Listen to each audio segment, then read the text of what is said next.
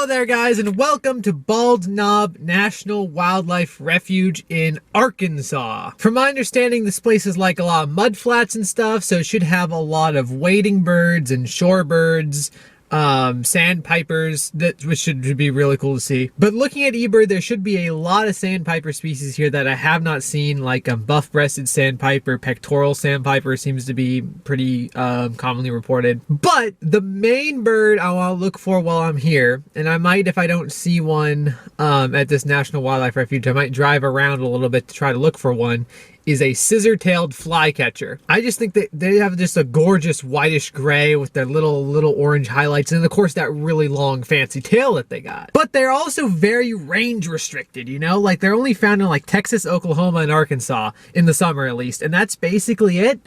So I really wanted to make sure I at least made an effort to go try to see one while I'm down here in the south, because I don't know when I'll be back and I don't know when I'll be in the area again to try to see one of these birds, and they're really cool and I really want to see one. So that's my main goal, but like I said, there should be a bunch of other ones. I think there's also a bunch of roseate spoonbills which are hanging out here, which should be really cool to see. I recently got my lifer roseate spoonbill in Tennessee, a rarity. These guys are kind of rare here too, but it's a National Wildlife Refuge, a bit bigger, a bit more where you'd expect to find them from my understanding. Yeah, let's get started. Let's see what we can find.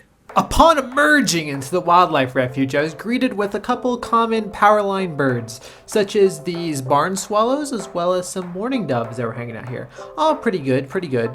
But then I looked past the mourning doves, and I saw some birds hanging out in the power lines behind them. They were clearly flycatchers and large flycatchers.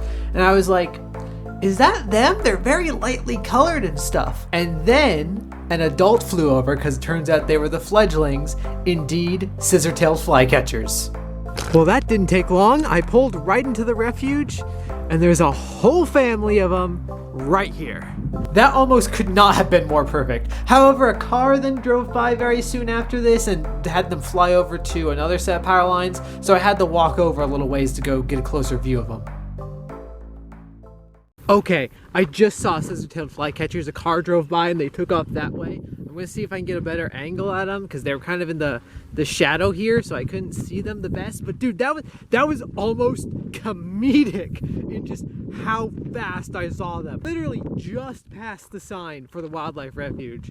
And then I saw some mourning doves and some swallows, and then I looked past the mourning doves and I was just like, is that one? Is that one of them? And then I pull up a little bit, and yeah, it's got 3 chicks and 2 adults. That was so cool. Not hard to get the target bird at all, but dude, yeah, I want to see if I can get some better views of them. That was awesome. The scissor-tailed flycatcher, Tyrannus fortificatus, because it's fortified, is a tyrannid, also known as the tyrant flycatchers or the New World flycatchers. Which, if you don't know, despite the fact that they only live in North and South America, Tyrannids are the most speciose group of birds on the planet, with about 450 species. This guy specifically is a close relative of the eastern and western kingbirds, as well as the South and Central American fork-tailed flycatcher. As previously stated, these birds breed in the south-central US, and then they winter down in southern Mexico and Central America. They are a bird of fairly open habitats and can often be seen perched on power lines. Like most flycatchers, they display sallying behavior. Sallying is when the bird rests on a perch, waits to spot some food item flying by or on the ground, flies to go get it, and then returns to the perch again. Unfortunately, as with many birds, their population size has declined somewhat, but they're still at about 9 million-ish birds, so they're definitely far from endangered. The scissor-tailed flycatcher and probably the vermilion flycatcher are easily the 2 coolest flycatcher species in the US, in my opinion.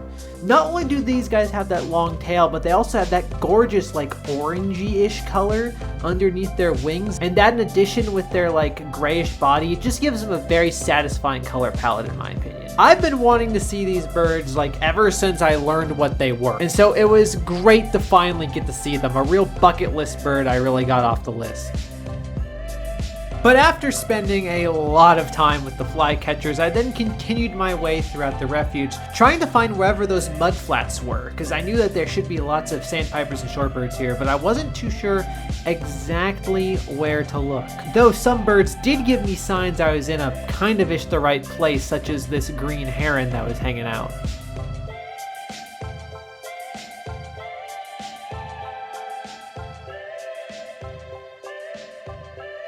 After doing a little bit of driving, I then stumbled upon this small lake. Definitely not the area that I was looking for, but it had some birds there, so I figured it would be a good idea to stop and check them out. There was this lovely dick-sickle in a tree calling his little heart out, as well as this blue grosbeak, who was not facing the camera, so not the best footage in the world, but it's what we got.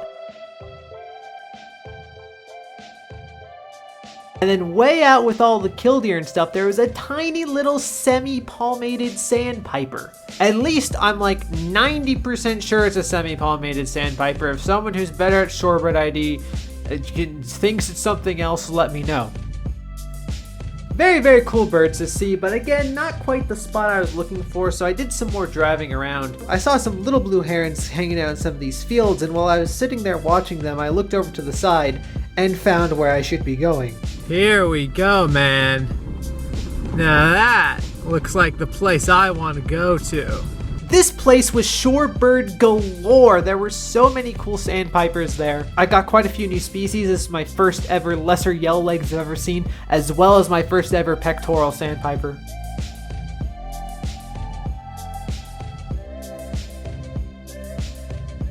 I also got my first ever black terns. These guys were migrating from their breeding grounds up north, and they weren't totally black because they were in the process of molting into non-breeding plumage, but they were still really cool to see flying around everything. I mean, I think black terns are really cool. I really want to see them on their breeding grounds one day. And there was also like a million egrets out there, which was pretty cool to see.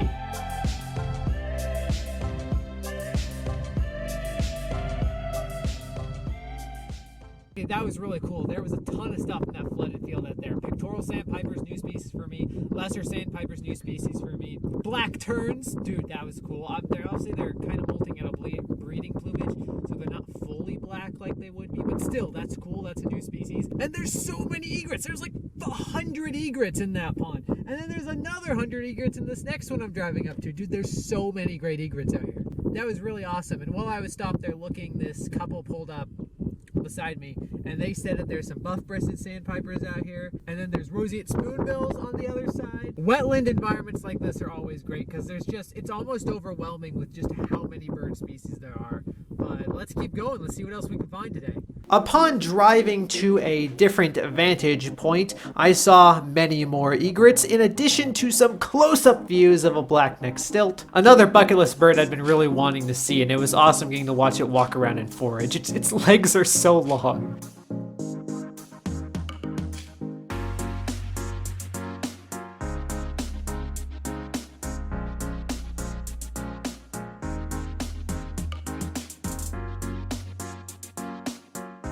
I also have this shot here because it's a very good comparison between a greater and a lesser yellowlegs. The greater obviously being bigger and having a longer beak in comparison to its head.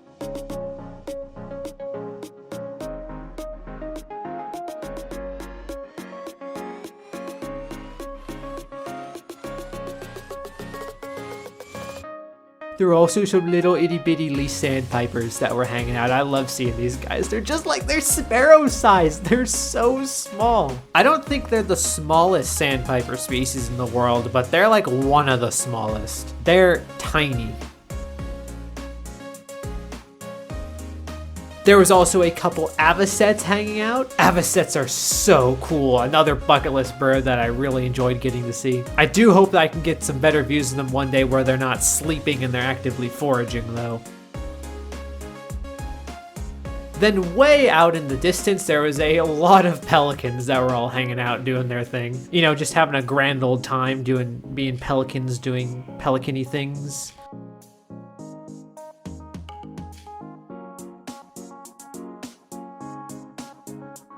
Also, a nice little semi-palmated plover. Love these guys. I mean, how can you not love plovers?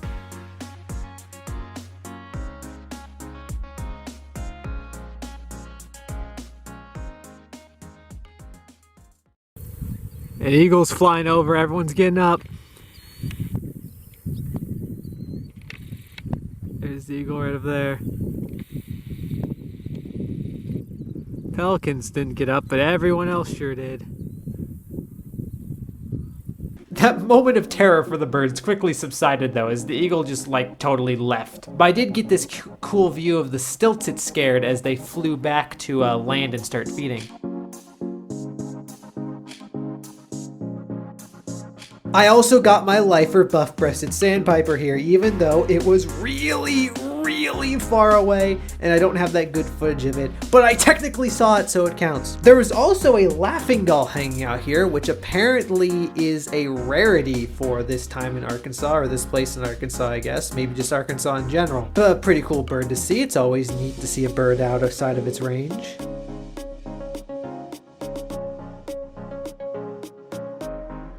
But after that, I moved to yet another angle to see if I could get some views of the roseate spoonbills that I heard were in this section of the field over here. But before I got to them, I noticed this very frustrating glossy or white-faced ibis.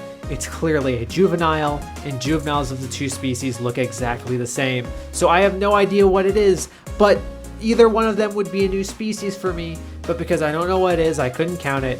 And so it was just immensely frustrating. But luckily I could get my mind off all that by watching the spoonbills do their thing. Spoonbills are just so weird, and I love the way that they eat. Just walking along. Like, I mean, I know it's an effective foraging strategy, but it just doesn't seem like it. It just seems like they're just having a grand old time. He's not like those sandpipers just sticking their bills in random spots in the mud. No, this guy's like, he's like sledding through the mud. He's coasting through. And in case you couldn't guess, this foraging behavior is why they have the extended end of their bill. It gives them more sensors and receptors and a wider area to detect prey items.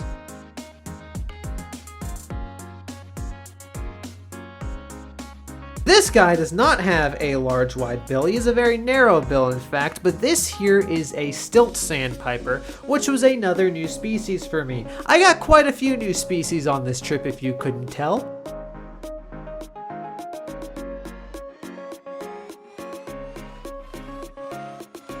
Here's a bunch of the black terns all resting on the ground, as terns typically do on occasion.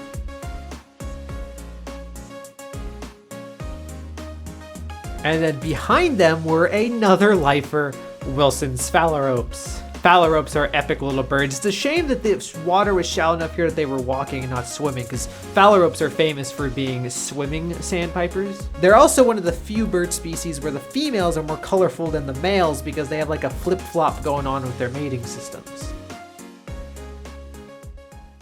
Okay guys, I just got done looking at a big flock of black terns out there, migrating black terns. That's really cool to see. I've always wanted to see black terns. I imagine I would have seen them in their breeding grounds first. This is not the spot I was expecting to see them, but still, like, still cool to see. I hope to see them in their breeding grounds one day though. But yeah, I'm gonna drive around the refuge a little bit. Sun's setting soon. I need to get out of here soon. But I imagine most of the stuff I'm going to have seen is going to be in these ponds. I don't know if I'll see anything else, but who knows? You never know. To see some songbirds for a change, I saw quite a few European starlings doing their European starling things.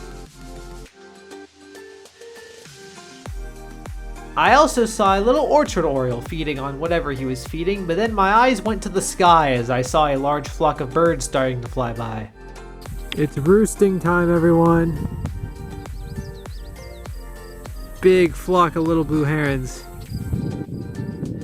Off to roost for the night.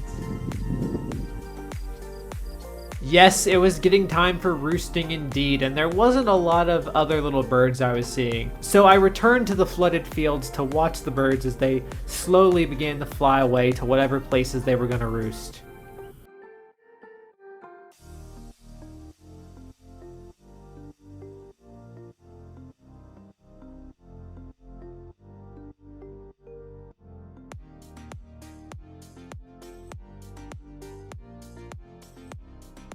The spoonbills also made a surprise appearance, flying over to where I was from where they were before. But you know, I wasn't complaining because spoonbills are absolutely amazing.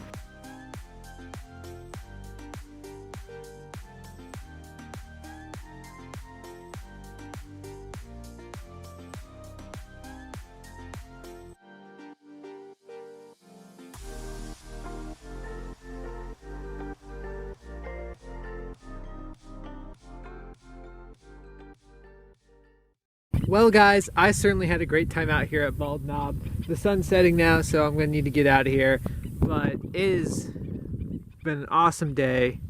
All those blackneck stilts out there. New bird for me. It's cool that they're so close and there's so many of them. But yeah, it's been great out here. I love visiting like marshy wetland habitats like this. I mean, there's just always so many birds, and especially when it turns into evening like right now, it's just so nice out.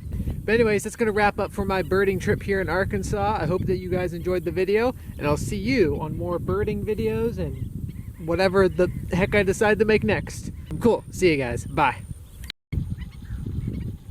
Last minute black-crowned night heron, boys.